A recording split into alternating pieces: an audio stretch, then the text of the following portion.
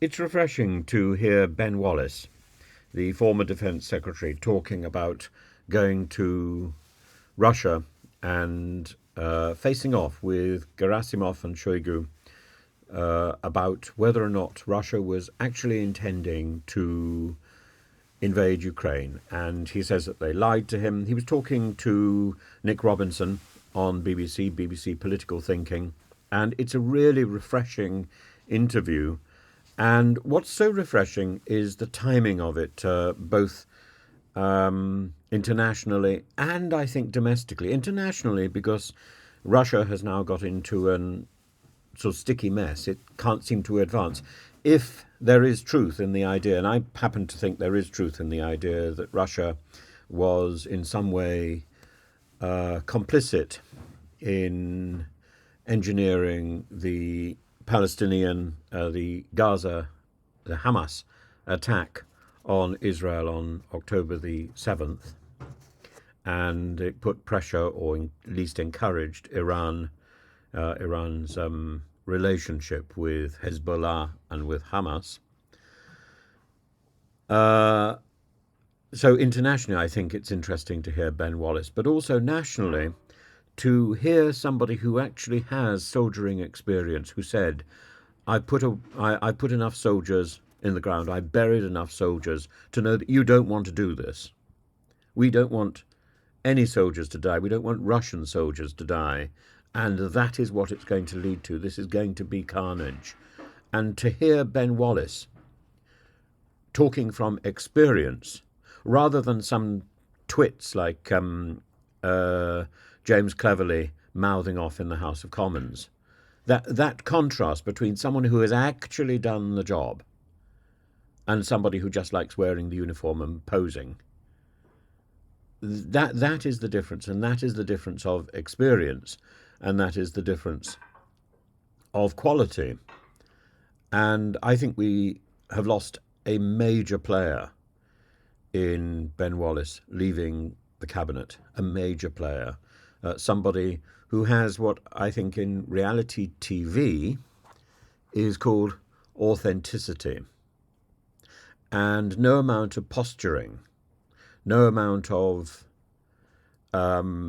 swearing or macho edging around and sort of jiggling the shoulders is going to replace the authenticity of somebody like Ben Wallace.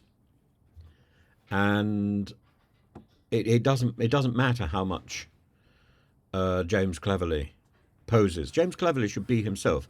As himself, he's quite an impressive and interesting and agreeable young man. But as a sort of poser, this is the problem with the Home Office. I think it encourages people to pose and try and look bigger than they actually are. I don't think anybody's intimidated by Priti Patel, actually. And that's why she was accused of bullying, because she over eggs her omelette. I don't think anyone is intimidated by Suella Braverman. At laugh and she falls over. And I don't think anybody is intimidated by James Cleverly. And Amber Rudd did something different. Amber Rudd projected a forceful version of herself. In fact, Amber Rudd projected sense. I don't agree with all the policies she was pursuing, but she pursued it from the point of view of somebody who was, as much as possible, as much as one can be in that political theatre, as much as possible, she was herself. And jettisoning yourself in order to curry favour is a sure way towards losing your identity and losing your authenticity. And I think Ben Wallace, for the most part, kept that authenticity. It's difficult to do. And we should ask whether or not Rishi Sunak is authentic, is keeping his authenticity. I felt when he was Chancellor of the Exchequer, he had it. I'm not sure whether in moving into number 10, he still has it. And we could ask this question again and again. David Cameron, is he still authentic? The answer may well be yes. Keir Starmer, is he? And that's the fundamental question. Because when somebody is authentically themselves, we can trust them. And good politics is built on trust. It's not built on rhetoric, it's built on trust. The rhetoric is one of the tools we use to engineer that trust.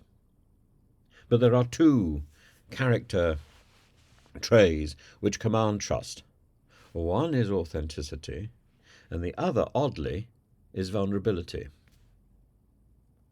Aggression destroys trust.